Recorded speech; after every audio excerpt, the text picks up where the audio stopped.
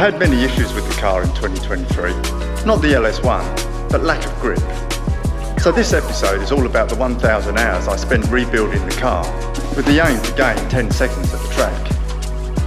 My best time this year at Manton Park, my local track, was a 1:35.6. So the goal in 2024 is somewhere around the 1 minute 25. So let's start this build with the metal fender flares. I decided to purchase these from Plus 389 on the Gold Coast. Why not check out his Instagram page? Stage 1 was to send in the dimensions, so I found the easiest way was to draw this up on the car. Then, once they were fabricated and delivered, it was time to get to work. The fenders on the front of the E36 are just a single skin, so once marked it's quite an easy process to cut them out. However, the rears are a double skin, so the process is slightly more complicated. I will go into more detail now. Step 1 was to grind all the paint off.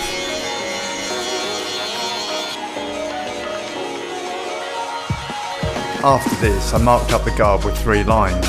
Top line is the finished position of the guard, second line is a single layer cut, and the third line is the double layer cut. I made the distance between the lines about 25 to 30 millimeters.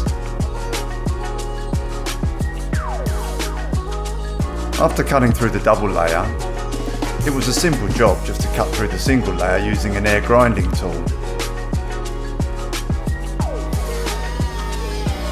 Next step was cutting slots, bending the inner layer over to touch the outside layer, then welding the two together.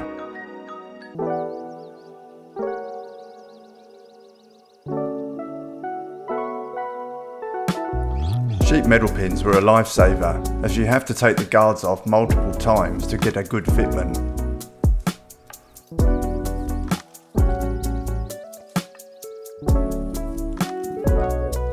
I decided to get the guards laser welded, as my welding is very average. Plus laser welding generates very little heat. So while all this was going on, I was also working on the fuel tank modifications and rear strut bracing.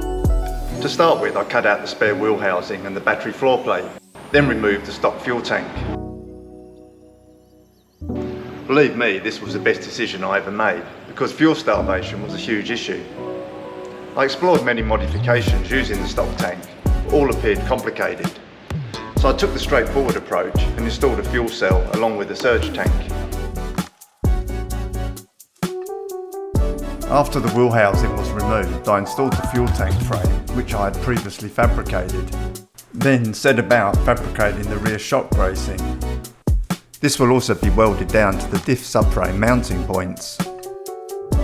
Plates over the shock towers were laser cut, then the brace was fabricated in the workshop.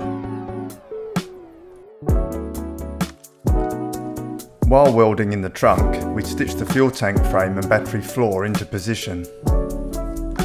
Then set about designing the trunk sheet metal and making a template. With the sheet metal now folded, it was time to install it in position. This was done with Sikka and rivets.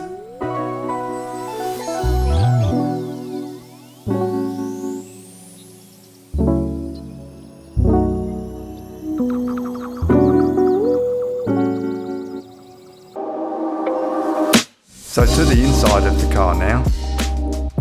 As you can see, it's a complete mess. So I then spent the next week tidying up the wiring and removing all the sound deadening.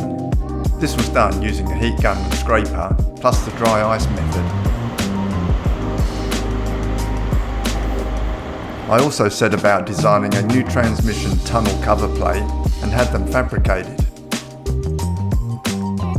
This cover plate was also designed around a new short shifter and hydraulic handbrake from Sikki. These are both great products, and I will put a link in the description. The short shifter bolts directly onto the TR6060 and is a far better product than the stock remote shifter as seen here. I then spent another week patching all the holes between the back seat and the trunk, sanding off the headlining, strengthening the floor and getting the inside ready for paint. It took many hours of painstaking work in a 40-degree workshop to get this done.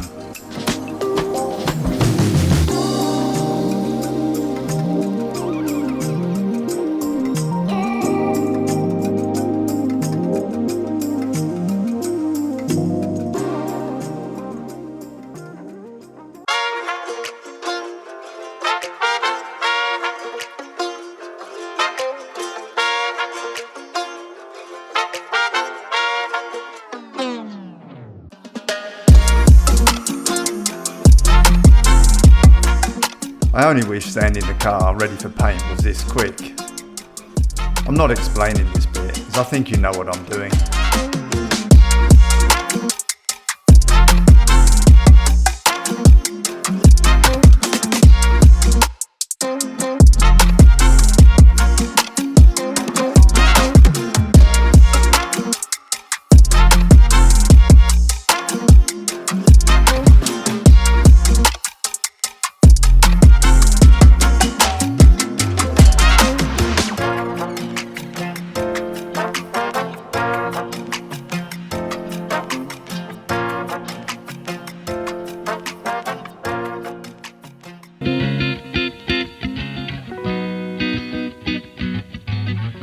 Finally, the car is ready for paint in my cheap inflatable spray booth off eBay.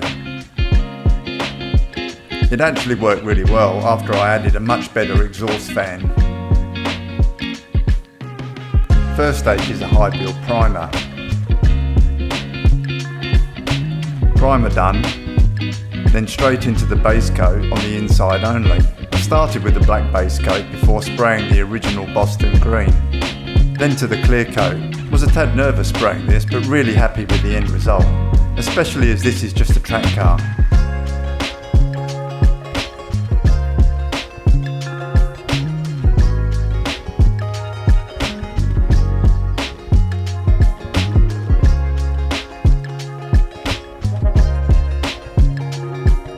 With the inside done, it was time to start sanding the primer on the outside of the car. Then fill any pinholes with a very fine filler before the final sand.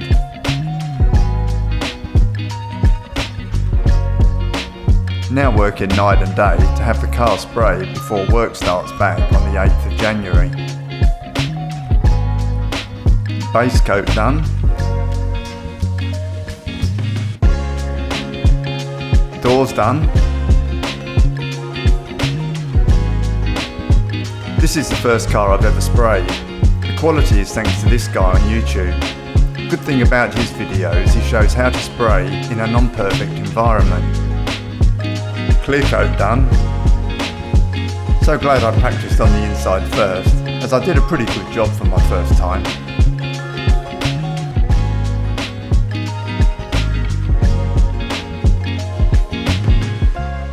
Unfortunately, due to time constraints and extreme hot weather in North Queensland, I had to stop filming in January 2024. But please hang around for a few minutes and I will summarise the rest of the build. I had already purchased medium case diff, subframe and trailing arms second hand. Stripped them down, repainted them and installed new bushings from Garrigistic. I then removed the complete rear end of the E36 and scrapped it. Also purchased chassis and subframe reinforcement plates and had them welded in. The diff was rebuilt with a limited slip diff, installed adjustable lower control arms and then installed a diff reinforcement plate from Kaz Engineering. Also decided to replace the stock 12mm bolt with a 14mm one. Next up was upgrading the axles. So purchased two driver's side E92 second hand axles and replaced the CVs. These CVs are for Holden Commodores. The part number is displayed now. These do require modifying by drilling the 6 holes out to 10mm. Last thing to add is the dual calipers. Decided to go with the kit from Seems Legit Garage. Really made life easy and such a good product. Now to some carbon fibre. There are many videos on YouTube on how to do this. Everything I learned was from these people. The centre part of the dash is custom made by carbon fibre skinning over perspex.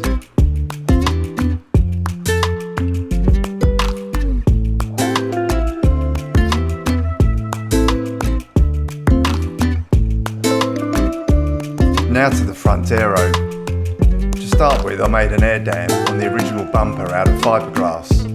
Also incorporated a quick release system so the bumper can be removed easily. Also set about designing the splitter, making the template, then cutting it out of a laminated fiberglass foam board. I will give more details on the quick release splitter and bumper in a later video.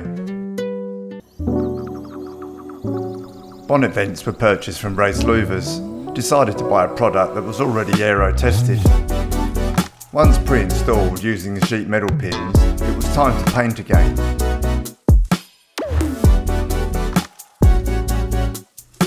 Then back to laying carbon fibre over the splitter. This was done as a wet lay and then vacuum bagged. 3 things left to cover quickly. Rear wing was purchased from Wing Logic, then designed the brackets and had them laser cut. Windows were removed and replaced with polycarbonate. We'll also cover this in a later episode. Final finishing touch was the carbon fibre headlights. To start with, I glued the indicator lens to the glass, made a mould, then wet laid the carbon fibre and vacuum bagged it. These came out really well, but were a lot of work. The design was all around fitting them to the original plastic headlight frame, as seen here.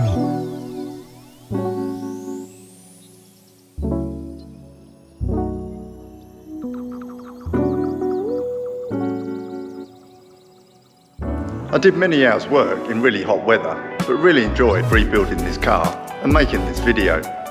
I hope you enjoyed it too. This leaves a big question. Did I actually gain 10 seconds at the track? So to find out, you might just have to watch the next episode. Thanks for watching, please subscribe, and I hope to see you soon.